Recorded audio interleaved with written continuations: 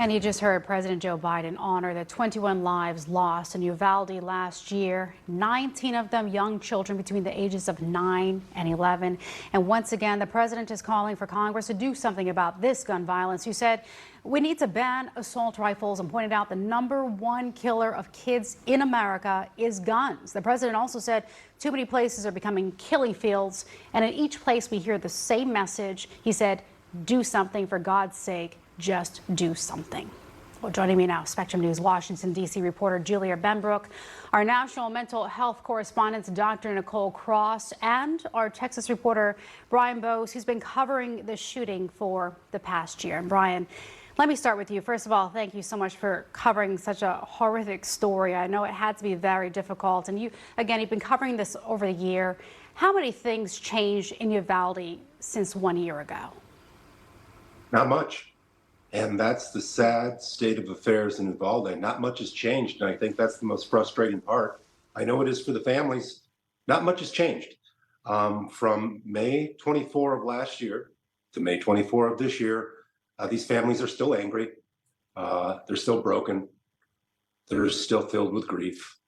They still want their kids back. And now they're still fighting. They started that fight about June or July of last year, where they wanted accountability, and they wanted justice, and they wanted answers, and they're still fighting now. And it just continues. I mean, when you say what's different, well, yeah, a year's passed. Everybody's a year older.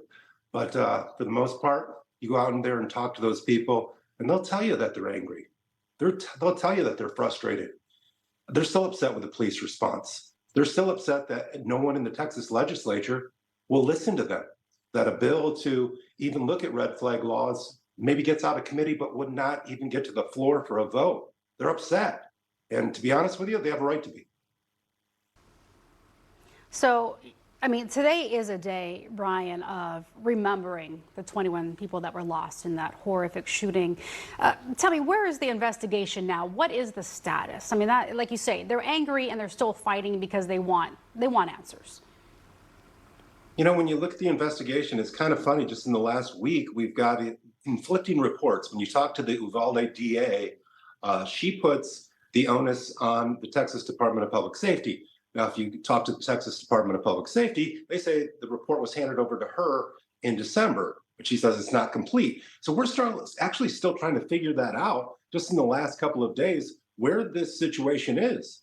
Our people got word from the district attorney that, who told you that? Who told you, who gave you that information? And it's the same thing we've been dealing with for almost a year. The communication has not been good. And that just kind of adds fuel to the fire. And it's a frustrating situation. The families know all of this. They want answers, and they don't need it to go fast, but they are really frustrated with the snail's pace it's going at. Well, absolutely. And when you know your children and family members are inside a school and it takes over an hour for officers to confront the gunman, I mean, you definitely need answers for that. I'm going to go ahead and bring in Dr. Nicole Cross right now. Nicole, can a community ever fully heal from something like this? I mean, the president had said there will come a time where you'll think of your family member past the park and smile instead of first cry, but it's only been a year and the wound is still healing. No doubt about it. And healing is relative. For some people, that will be a swifter process. They are facing it. They are approaching their grief. They are integrating it with their life. For some people, it's just too painful. I spoke with a parent, Kim Rubio, who says, I just can't face it. I'm not ready. If I start to open that door and start to scream, I feel like I will never stop screaming. So some people choose to avoid their pain, avoid their grief, channel that into action, and in many cases, advocacy and activism. So it's relative, it is on a continuum, but the goal is to move from an injury to a wound. The difference is that the injury still painful, still tender to the touch. The wound, it's present, you know it's there, you know what caused it, but the pain has subsided a bit. And I believe that's what President Biden was talking about when he says that in time, and that time is relative for each individual, but in time you will start to integrate the loss, integrate the grief as a part of your life, and you will focus on remembering your loved one and honoring their life and their legacy. Sharon. You know, Nicole, I have 4 children, 3 grandkids. I don't live in Texas, but this is something that hit me hard, hit a lot of us hard who have loved ones. How can we as a nation, what can we do to help ourselves? We're not physically there, but we're feeling this pain. This is hitting a lot of us. It is affecting everyone. The number of mass shootings that we continue to have to deal with affects all of us in one way or another. And we all have to find a way to manage the reality of what's happening across our country and beyond. For some people, they are managing that on their own. They want to be alone. They don't want to talk about it.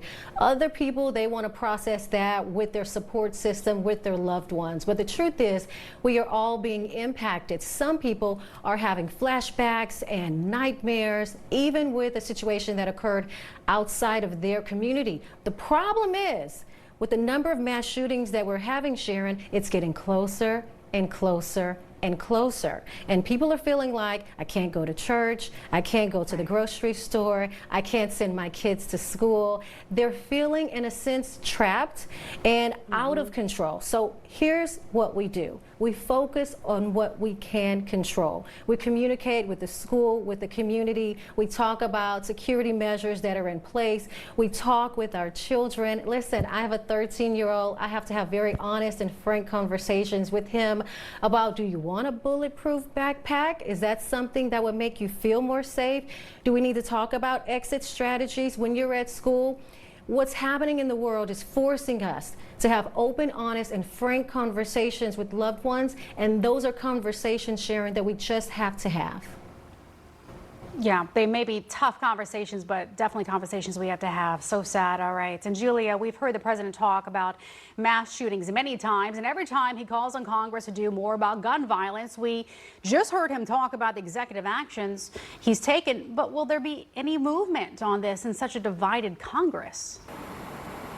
Well, President Joe Biden made an emotional plea today, and we have heard emotional pleas here on Capitol Hill from families that have been impacted. In fact, family members of Uvalde victims have been up here sharing their stories at different times. I remember earlier in the year, or late last year, that when they spoke for the House Oversight Committee, speaking to some of the Republican members afterwards, and them telling me it was emotional, it was impactful, but they still didn't think that they could get behind gun safety legislation. It wasn't moving the needle for them, even though they felt for these families. It is a polarizing topic here on Capitol Hill, and with Republicans in control of the House, I'd say it's not likely that we're going to see huge reform anytime soon. Now, they did pass the Bipartisan Safer Communities Act, and I wanted to touch a little bit on what that did. That improved mental health services and helped young people deal with trauma and grief that comes after gun violence. It also enhanced some of the review process for people trying to get guns under the age of 21. But as you heard Biden say today, he wants to see so much more done, including a ban on AR-15 firearms, a ban on high-capacity magazines, and he wants to establish universal background checks as well as improve safe storage. That's a long list, and I really don't see House Republicans getting behind some of those calls to action. Yeah, it's a long list, but it's a list that clearly needs to be addressed. I mean, as we talked about with Dr. Nicole, people are afraid to even go to church or even schools. Those should be safe havens for us. So I appreciate all of you for joining us. Julia Benbrook, Dr. Nicole Cross, and Brian Bose, I thank you for your time and insight today. Again, we're remembering the lives lost at Uvalde, Texas 1 year ago today. And thank you at home for watching. I'm Sharon Tazwell. More news right now on Spectrum News.